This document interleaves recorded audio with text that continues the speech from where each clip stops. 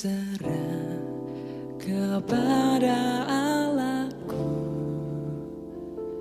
di darat pun di laut menderu, tiap detik tak berhenti. Bapa surgawi terus menjagaku.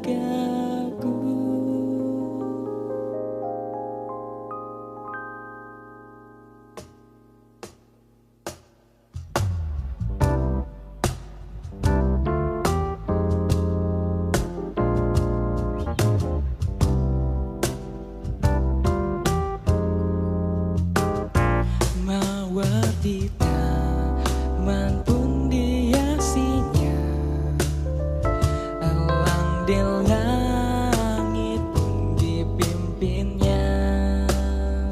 Dia tentu besertaku, Bapa surgawi terus menjagaku.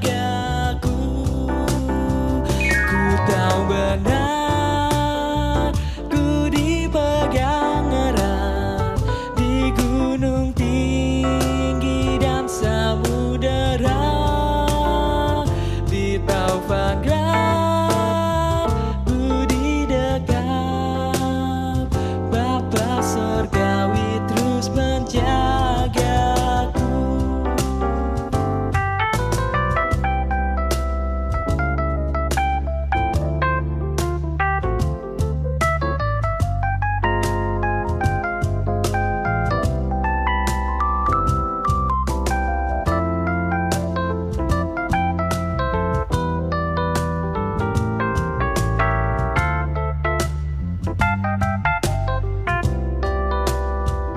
Meski berjalan di lembah gelap, Gembala baik membimbingku tetap. Ku dihantar dan tak gentar, Bapa surgawi terus menjagaku. Ku tahu benar, ku dipegang erat di gunung tinggi dan samudera, di taufan gelap ku didekap. Bapa surgawi terus menjagaku. Ku tahu benar, ku dipegang erat di gunung tinggi dan samudera, di taufan gelap ku didekap. Bapa surgawi terus menjagaku. Bapa surgawi terus menjagaku. Bapa surgawi terus menjagaku.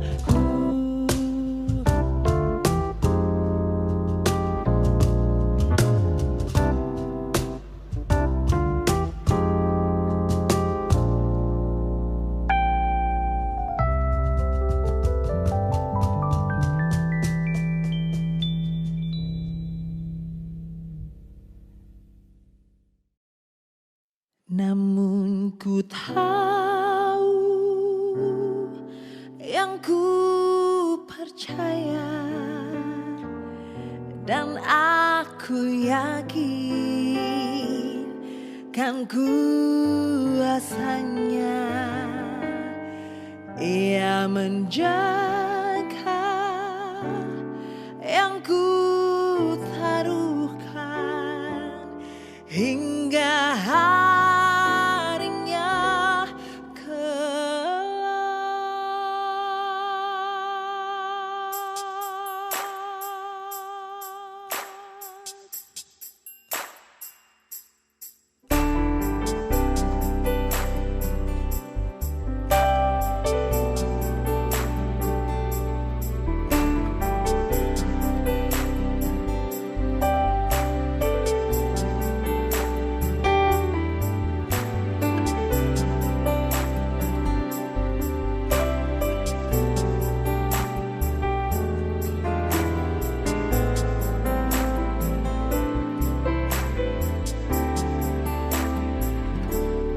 Ku heran Allah mau memberi rahmat-Nya padaku, dan Kristus sudi menebus yang hina bagaiku.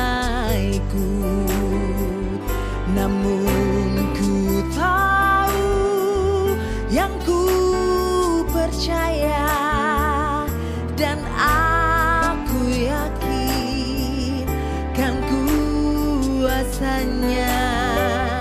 Ia menjaga yang ku taruhkan hingga harinya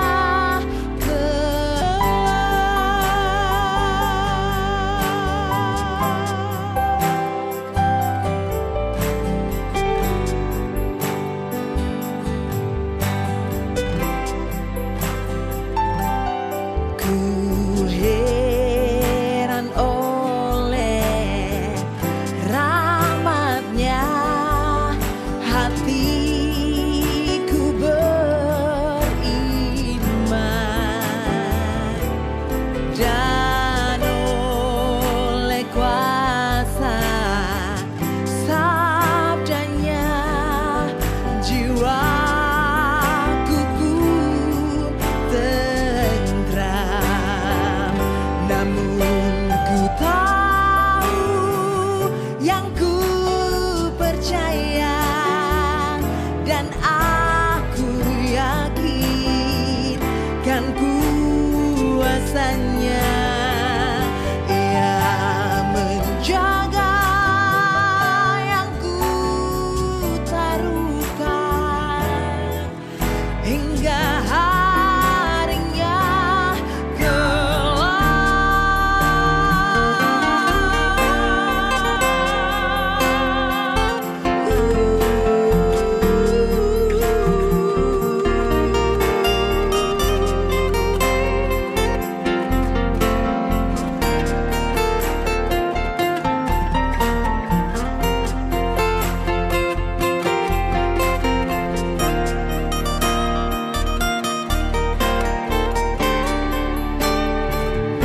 namun ku tahu, yang ku percaya, dan aku yakin kan kuasanya.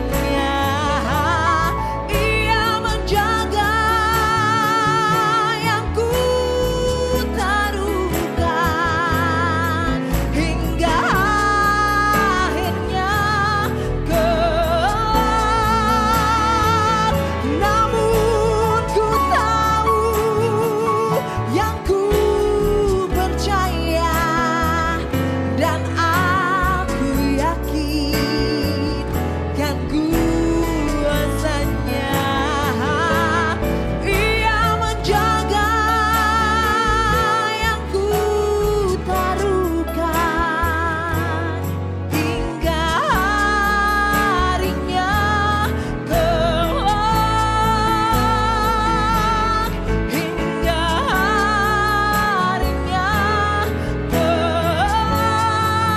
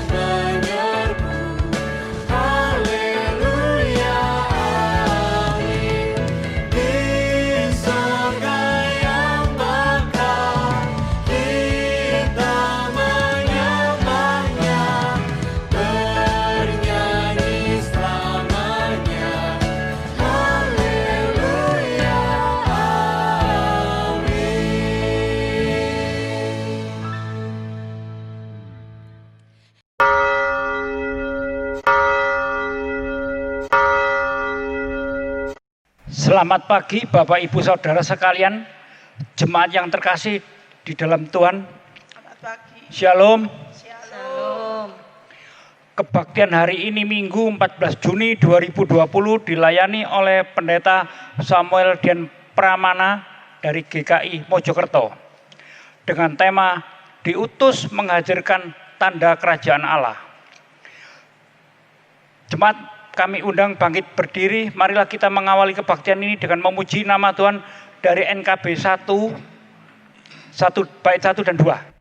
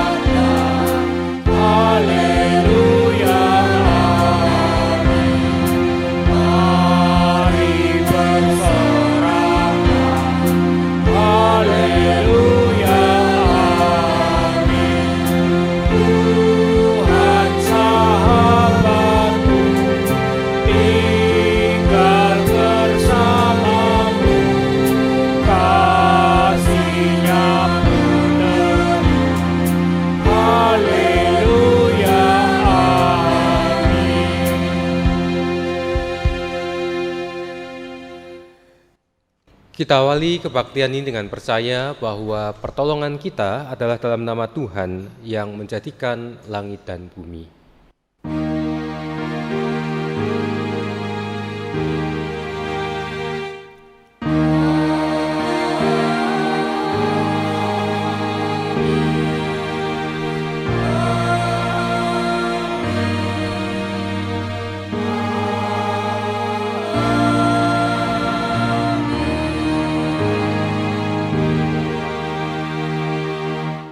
Kasih karunia dan damai sejahtera dari Allah Bapa kita dan dari Tuhan Yesus Kristus menyertai saudara sekalian. Dan menyertai saudara juga.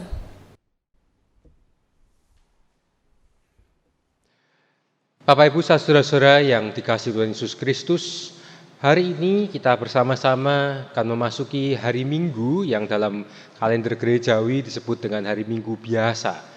Hari Minggu biasa berarti setelah kita kemarin memperingati hari Minggu Trinitas. Hari ini kita akan mengingat penyertaan Tuhan dalam kehidupan kita, dalam perjalanan atau karya pelayanan yang dilakukan Tuhan Yesus Kristus semasa Dia hidup di dunia. Dan tema kita adalah diutus menghadirkan tanda kerajaan Allah. Dan dasar ibadah akan diambil dari Matius pasal 6 ayat 33. Matius 6 ayat 33 dituliskan demikian. Tetapi carilah dahulu kerajaan Allah dan kebenarannya, maka semuanya itu akan ditambahkan kepadamu.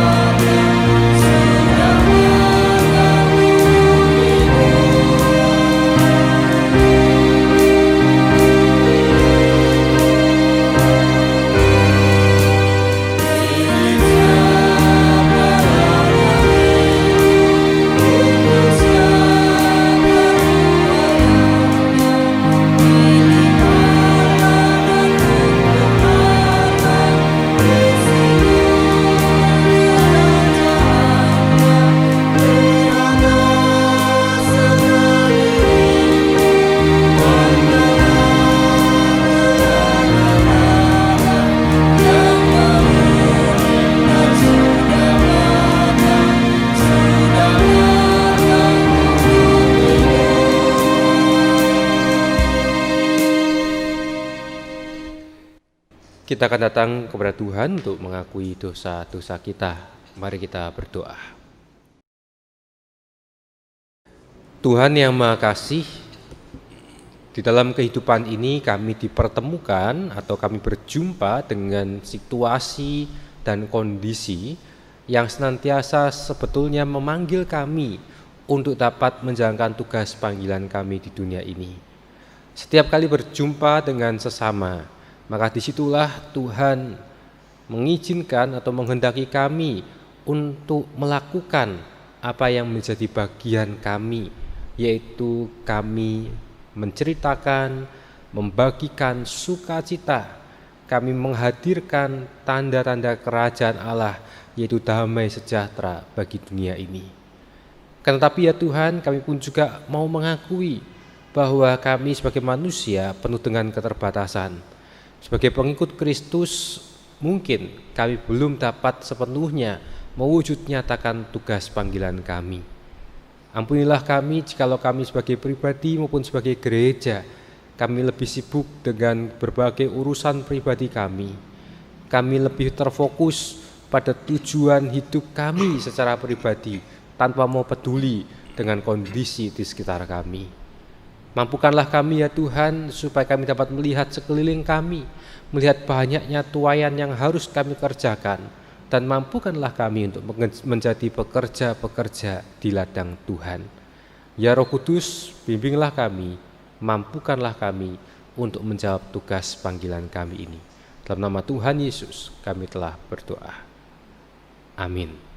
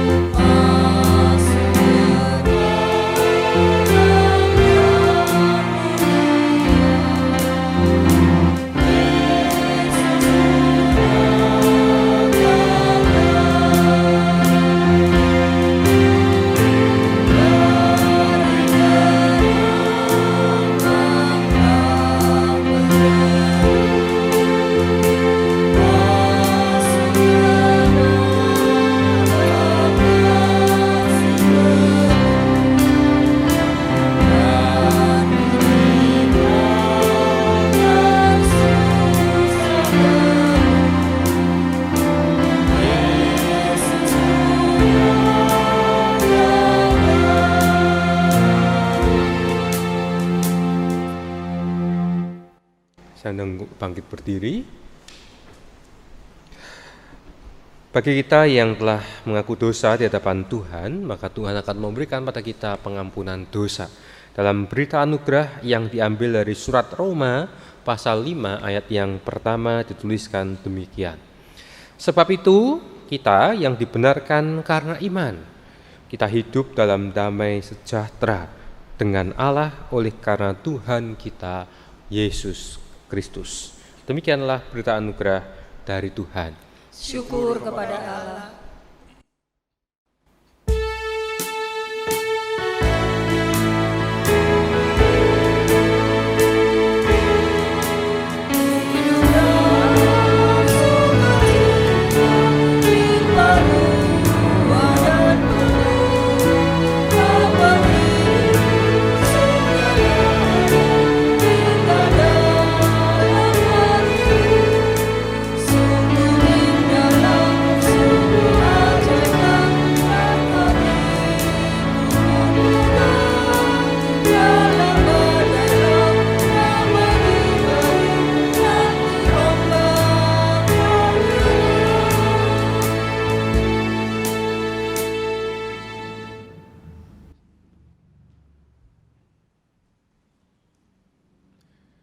Sekarang tiba waktunya bagi kita untuk bersama-sama merenungkan firman Tuhan. Namun sebelumnya mari kita berdoa mohon bimbingan Roh Kudus. Mari kita berdoa. Ya Tuhan, firman-Mu adalah berita yang indah, berita sukacita bagi kami semua. Oleh karena itu ketika kami pada saat ini juga mempersiapkan diri untuk menerima firman Tuhan, maka kami pun mohon hikmat dari Roh Kudus. Kiranya Roh Kudus yang memampukan kami untuk dapat memahami apa yang kami baca, menghidupinya dengan cara kami melakukan dalam kehidupan setiap hari. Kami menyerahkan pemberitaan firman Tuhan hanya dalam nama Tuhan Yesus Kristus. Amin. Pembacaan Alkitab akan diambil dari Injil Matius pasal 9. Matius pasal 9 kita akan membaca ayat 35 sampai dengan pasal 10 ayat 8. Matius pasal 9 ayat 35 sampai dengan pasal 10 ayat 8 dituliskan demikian. Demikianlah Yesus berkeliling ke semua kota dan desa.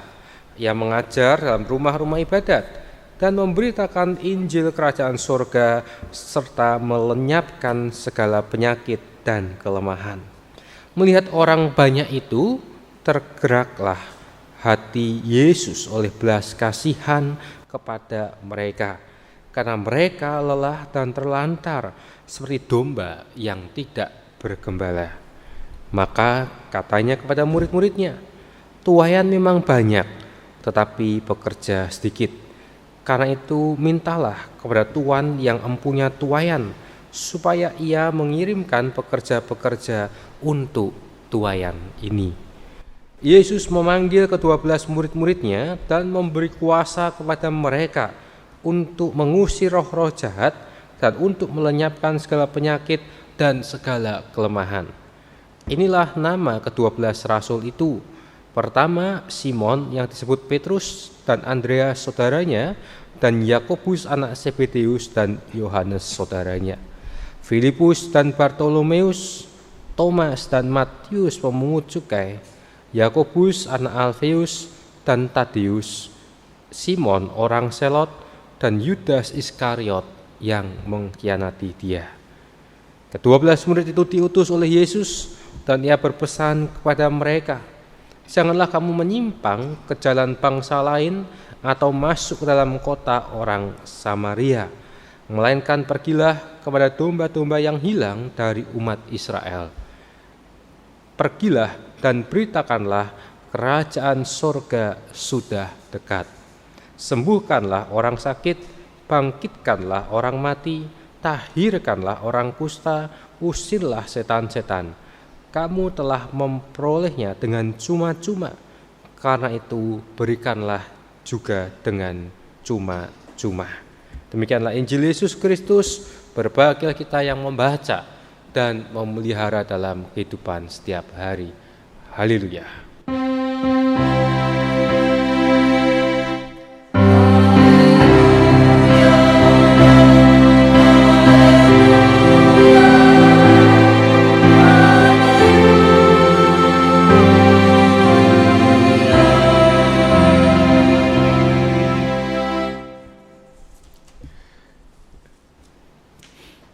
Bapak Ibu saudara-saudara yang dikasihi Tuhan Yesus Kristus, tema kita adalah diutus menghadirkan tanda kerajaan Allah.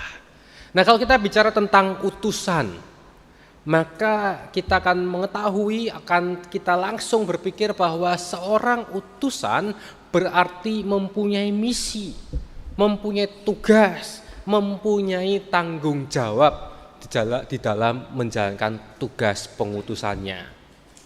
Kalau seorang atlet ketika dia terpilih untuk menjadi utusan mengikuti sebuah kejuaraan, maka atlet itu punya tanggung jawab untuk bertanding sebaik mungkin, bahkan dia juga punya tanggung jawab untuk bisa memenangkan kejuaraan supaya lembaga yang mengutusnya itu dapat memperoleh sebuah penghargaan, dapat mempunyai kebanggaan karena utusannya berhasil menang. Atau kalau kita bekerja dalam sebuah perusahaan, kita diutus oleh kantor kita diutus dari tempat kita bekerja ke suatu tempat untuk menjalankan tugas tertentu, maka kita harus melakukan apa yang menjadi misi atau tanggung jawab yang diberikan oleh tempat di mana kita bekerja. Nah, saudara, kalau bicara tentang diutus dalam dunia gereja atau dalam kehidupan kita sebagai orang Kristen, maka pertanyaannya adalah kita ini mempunyai tugas pengutusan yang semacam apa? Kita punya tugas pengutusan yang bagaimana? Kalau dalam bacaan kita di sini memang Matius pasal 9 ayat 35 ini merupakan sebuah transisi di mana di dalam pasal-pasal dalam ayat-ayat sebelumnya di situ diceritakan dalam Injil Matius Tuhan Yesus melakukan banyak karya. Dia mengajar, dia menyembuhkan orang sakit, dia mengusir roh jahat, dia menguatkan yang lemah, dia melakukan banyak hal, banyak karya. Sehingga di dalam Matius pasal 9 ayat 35 dikatakan demikianlah Yesus berkeliling ke semua kota dan desa. Jadi saudara, Injil Matius ini ingin mengatakan bahwa Yesus ini melakukan karyanya bukan dari sebuah tempat. Tapi dikatakan Yesus berkeliling ke semua kota dan desa. Berarti dengan demikian Yesus ini jalan, Yesus hadir, Yesus tahu kondisi yang ada. Yesus tahu keadaan yang ada di sekitarnya. Jadi ini Yesus ini bukan hanya mendengar dari kata orang, bukan hanya mendapatkan informasi, tapi dia betul-betul tahu keadaan yang terjadi.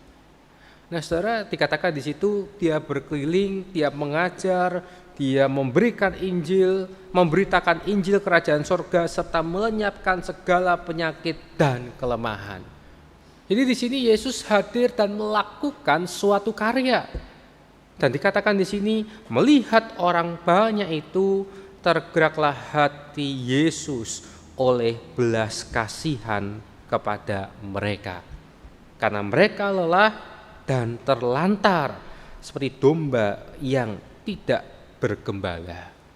Bapak Ibu Saudara, di sini dikatakan Yesus rupanya melakukan karyanya dasarnya adalah karena hatinya tergerak oleh belas kasihan.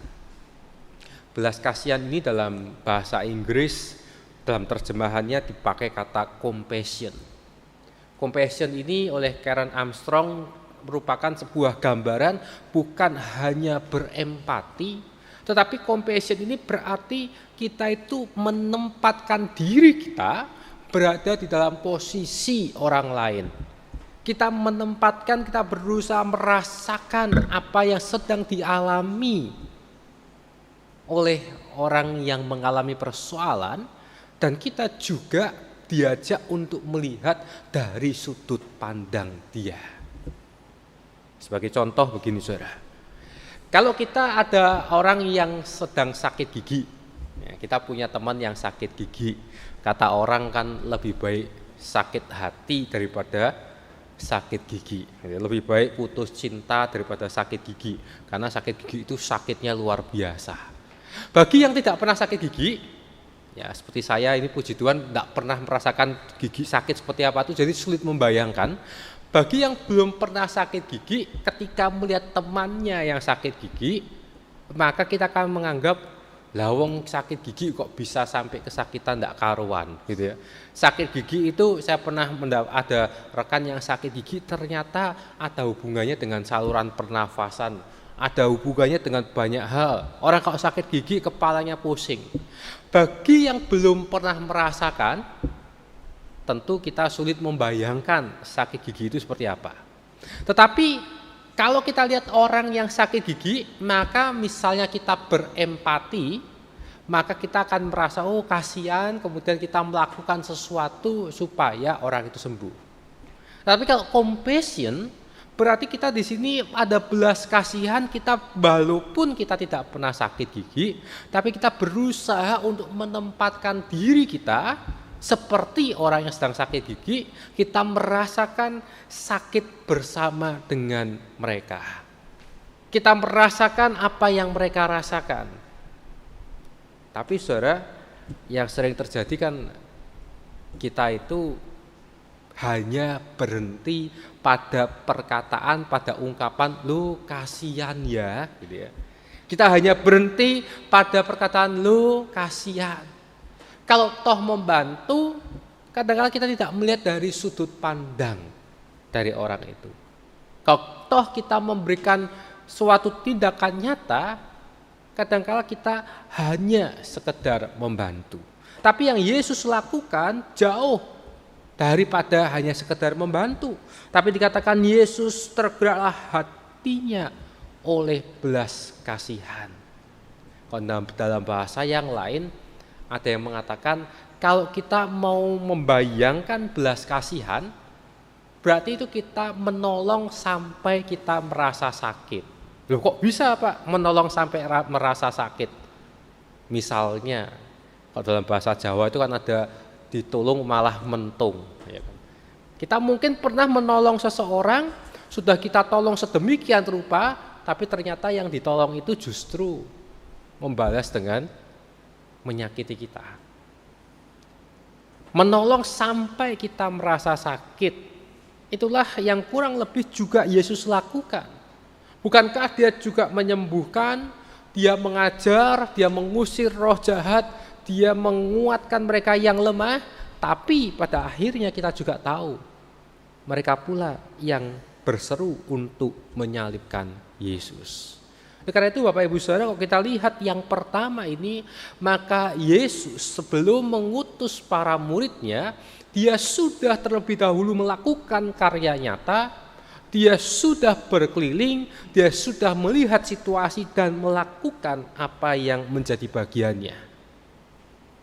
Dan selanjutnya yang dikatakan dalam Injil Matius, Yesus mengatakan tuaian memang banyak, tetapi pekerja sedikit.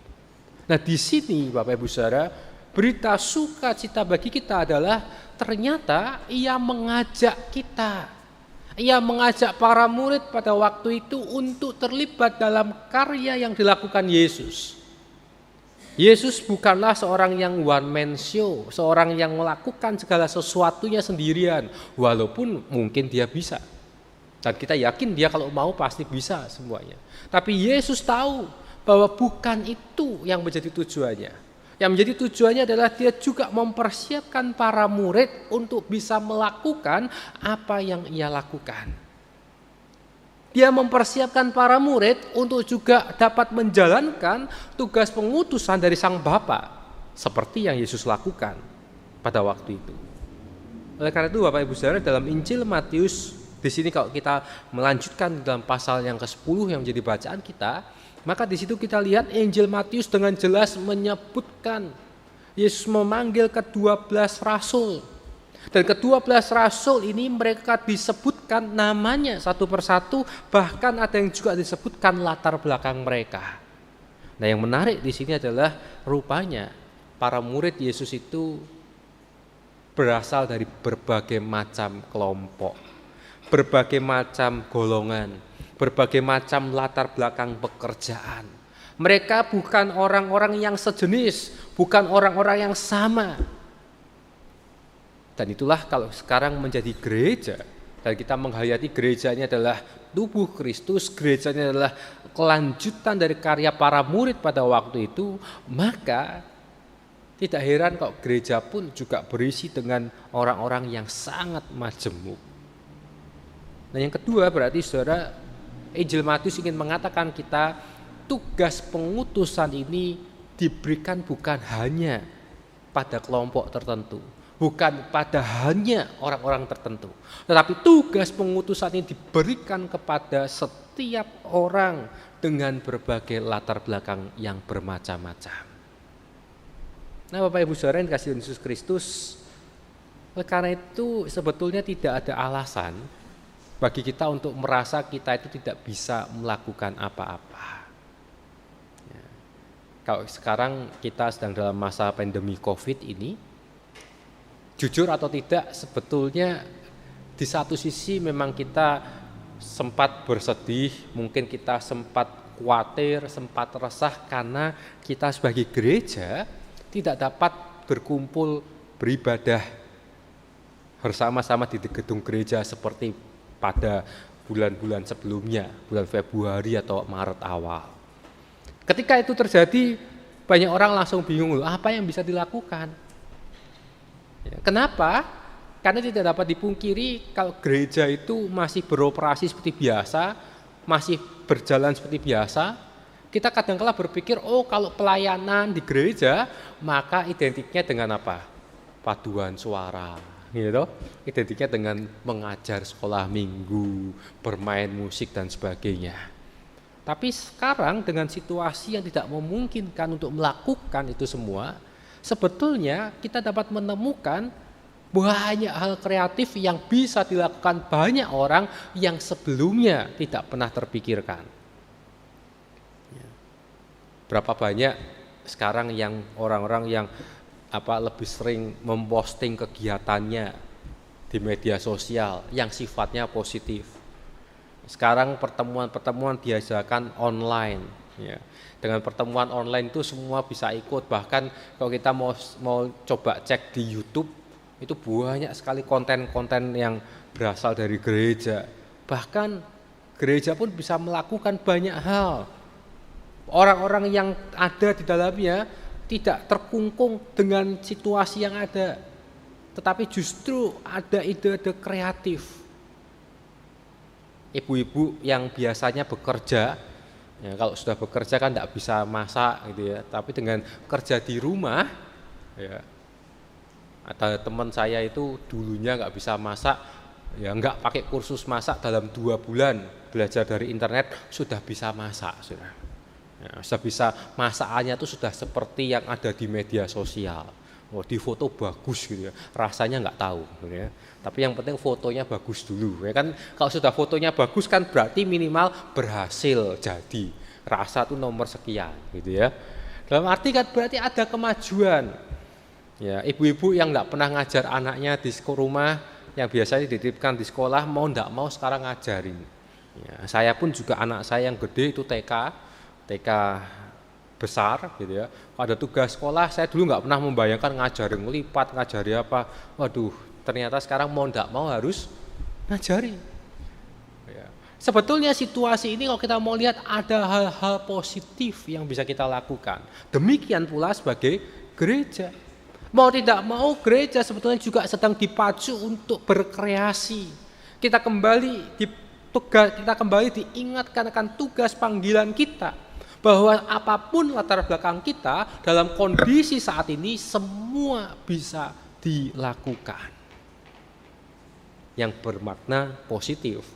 Kalau dulu nggak bisa mau pelayanan, nggak bisa ke gereja. Sekarang kamu nggak usah ke gereja. Kamu mau pelayanan tinggal pakai handphone, gitu. Tinggal rekam apa yang bisa dilakukan, di-share. Nah, itu kan banyak hal yang bisa dilakukan.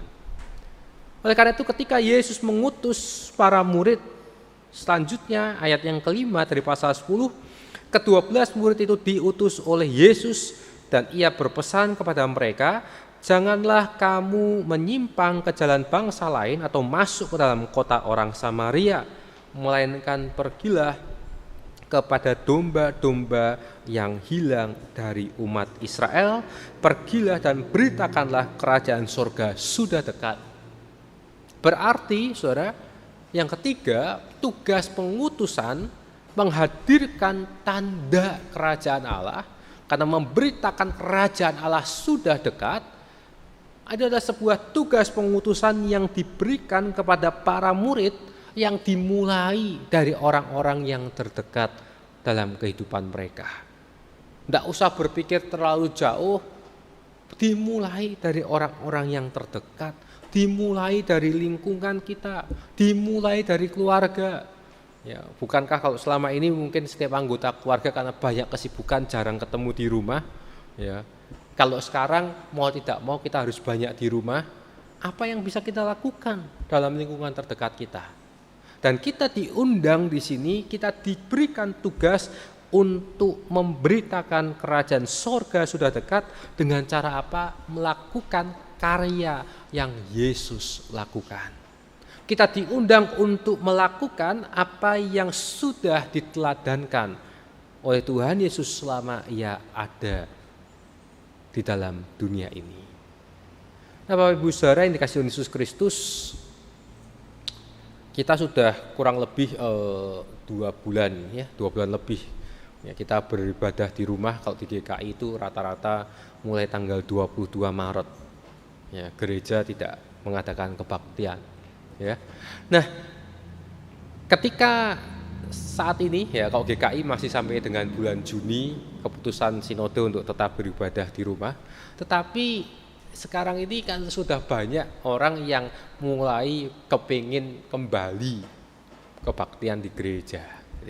Mereka berpikir, kebanyakan di antara kita berpikir kita punya keinginan kapan ya bisa kebaktian lagi di gereja. Apakah itu salah? Tidak. Itu sangat wajar. Setiap orang pasti punya kerinduan, ibaratnya orang kangen lama nggak ketemu. Gitu ya. Tapi kalau saya membayangkan nanti waktu kebaktian gitu ya, awal dibuka mau ketemu mau pelukan juga nggak bisa gitu ya, salaman nggak bisa seperti dulu lagi gitu ya, kebaktiannya nggak ada salam damai gitu ya. Jadi memang banyak orang beranggapan kapan gereja dibuka kembali, reopening gitu ya. Tapi sebetulnya kalau kita mau menghayati dari bacaan kita kembali diingatkan, mari ketika nanti gereja dapat kembali beraktivitas, berangsur-angsur secara bertahap beraktivitas seperti sedia kala, kita diajak untuk memikirkan apakah kita sudah menjalankan misi gereja, apakah kita sudah menjadi gereja yang baru, bukan gereja yang sama seperti sebelum masa pandemi. Gereja yang baru itu berarti ibaratnya kita mempunyai semangat yang baru, kita mempunyai karya-karya yang baru yang sebelumnya tidak pernah dipikirkan, yang sebelumnya tidak pernah dilakukan oleh gereja. Kalau nanti ketika aktivitas gereja sudah kembali seperti sedia kala, tapi kita masih melakukan yang sama, tidak ada perubahan, tidak ada sesuatu yang baru, ya, maka menjadi perenungan bagi kita bersama, apakah kita sudah menjadi gereja yang diutus untuk menghadirkan tanda kerajaan Allah. Ya, karena kan kita mau masuk era new normal, ya, era normal yang baru. Ya, kalau dalam bahasa Jawanya era waras anyaran, gitu ya. Jadi orang yang baru sembuh gitu ya. Berarti kita kan akan menghadapi situasi yang baru, tentunya gereja harus menjalankan misinya dengan cara yang berbeda. Ya. Ada hal yang bisa kita lakukan yang sebelumnya tidak pernah kita lakukan. Masa saat ini adalah masa di mana kita kembali merenungkan jati diri kita sebagai gereja. Apakah kita siap menjadi pekerja-pekerja untuk menuai tuayan di ladang Tuhan. Oleh karena itu, Bapak Ibu Saudara yang dikasihi Yesus Kristus, Tuhan Yesus yang mengutus para murid, Ia pula yang mengutus kita.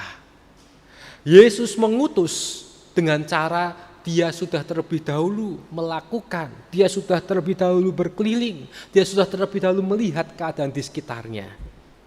Dan Dia mengutus 12 murid dari berbagai kalangan, berbagai kelompok, berbagai latar belakang. Dan undangan itu berlaku bagi kita semua. Dan marilah ketika nanti kita berangsur-angsur kembali melakukan aktivitas bergereja kita menjadi gereja yang baru. Gereja yang betul-betul menghadirkan tanda kerajaan Allah. Kiranya Tuhan memampukan kita. Amin.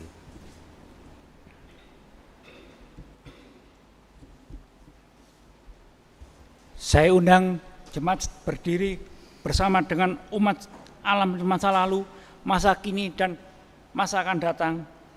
Marilah kita mengingat pengakuan pada baptisan kita menurut pengakuan Imam Rasul yang demikian bunyinya. Aku percaya kepada Allah, Bapa yang Maha Kuasa, Khalik langit dan bumi, dan kepada Yesus Kristus, Anak yang tunggal Tuhan kita, yang dikandung dari Roh Kudus, lahir dari anak darah Maria, yang menderita sengsara di bawah pemerintahan Pontius Pilatus, disalibkan, mati dan dikuburkan, turun ke dalam kerajaan maut. Pada hari ketiga, bangkit pula dari antara orang mati, naik ke surga, duduk di sebelah kanan Allah, Bapa yang Maha Kuasa, dan dari sana Ia akan datang untuk menghakimi orang yang hidup dan yang mati. Aku percaya kepada Roh Kudus, gereja yang kudus dan am, persekutuan orang kudus, pengampunan dosa, kebangkitan orang mati, dan hidup yang kekal. Amin. Silakan duduk. Kita akan menaikkan doa-doa syafaat kita. Mari kita berdoa. Tuhan, kami percaya bahwa jikalau Yesus Kristus yang telah datang ke dalam dunia melakukan karya-karya yang menghadirkan kerajaan Allah, maka kami pun juga punya tanggung jawab untuk melakukannya. Mampukanlah kami sebagai pribadi maupun sebagai gereja untuk mengikuti teladan Kristus.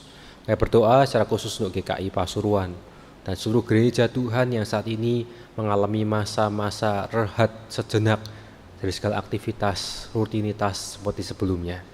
Mampukan kami sebagai gerejamu, secara khusus GKI Pasuruan, untuk menata langkah ke depan, sehingga dapat betul-betul menjadi gereja yang baru, gereja siap menghadapi tantangan yang ada di depan. Oleh karena itu ya Tuhan, kami percayakan GKI Pasuruan dalam tangan Tuhan. Kami berdoa untuk mereka yang sakit, mereka yang bergumul dengan kesehatannya, ada yang dirawat di rumah ataupun di rumah sakit. Kami juga berdoa untuk setiap orang yang berjuang untuk mengalami kesembuhan dari sakit yang diakibatkan oleh virus corona. Kami yakin ya Tuhan, semangat pengharapan akan selalu ada bersama dengan mereka yang sakit. Kami juga berdoa untuk setiap tenaga medis yang berjuang untuk memulihkan mereka yang sakit, secara khusus mereka yang harus bersentuhan secara langsung dengan orang-orang yang sakit corona.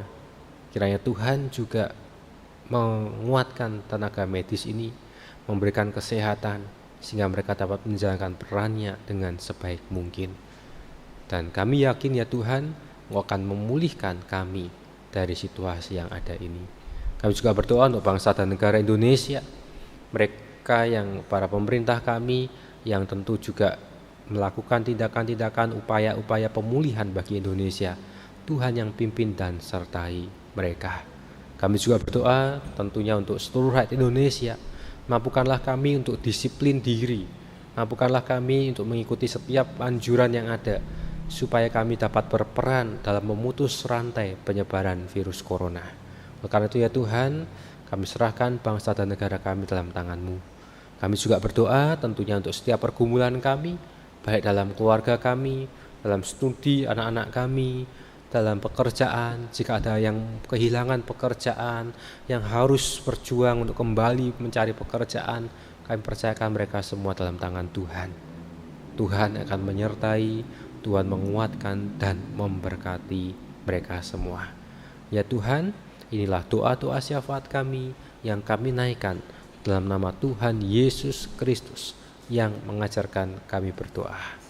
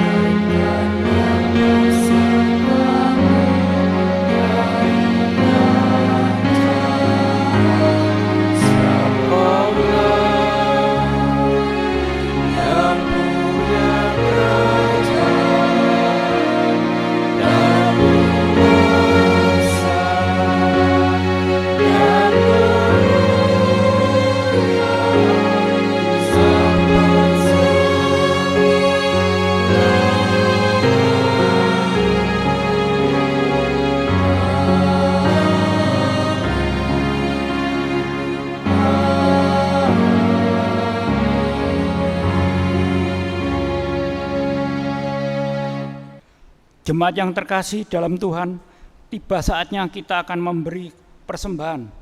Firman Tuhan yang melandasi terambil dari 1 Tawarik 16 ayat 29. Berilah kepada Tuhan kemuliaan namanya, bawalah persembahan dan masuklah menghadap Dia. Sujudlah menyembah kepada Tuhan dengan berhiaskan kekudusan. Persembahan Bapak, Ibu, Saudara sekalian dapat ditransfer ke rekening gereja atau diberikan kepada masing-masing koordinator sektornya. Marilah kita iringi persembahan ini dengan memuji NKB 208 ayat pertama.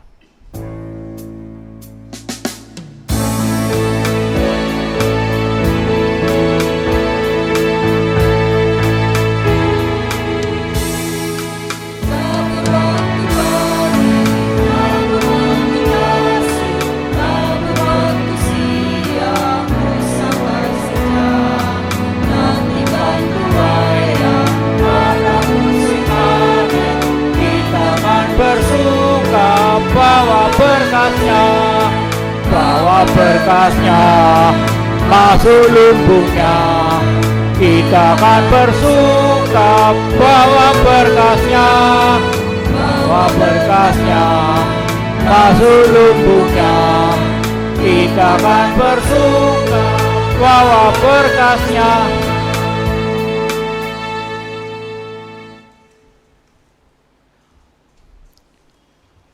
Jemaat kami mohon bangkit berdiri, marilah kita bersatu hati berdoa untuk memberikan persembahan ini. Bapa yang bertakhta dalam kerajaan surga, terima kasih Tuhan untuk ibadah hari ini yang telah Engkau kembali memberikan pada kami kesempatan untuk memberikan persembahan. Bapa, terima kasih untuk kemurahan-Mu ini. Biarlah persembahan ini dapat bermanfaat untuk gereja-Mu di tempat ini.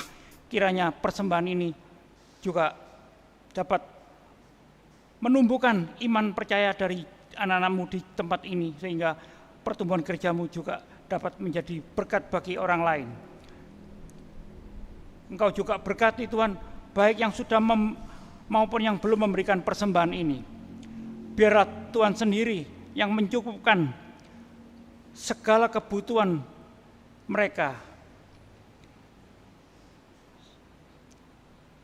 dalam situasi COVID-19 ini. Tuhan, kami juga berdoa untuk tangan-tangan yang mengelola persembahan ini, kiranya juga Engkau berikan hikmat kebijaksanaan dalam mengelola persembahan ini, hanya untuk perluasan kerajaan-Mu saja di tempat ini maupun di tempat lain. Tuhan, kami juga berdoa untuk perkembangan kerja-Mu di tempat ini, biar gereja-Mu ini juga selalu dapat Engkau lindungi dan Engkau berkati, sehingga kami sebagai anak-anak-Mu juga dapat terus beribadah di tempat ini. Terima kasih Tuhan. Itulah doa dan seruan puji syukur kami. Hanya kami alaskan hanya dalam nama-Mu Tuhan kami Yesus Kristus, Juru Selamat kami satu-satunya. Haleluya. Amin.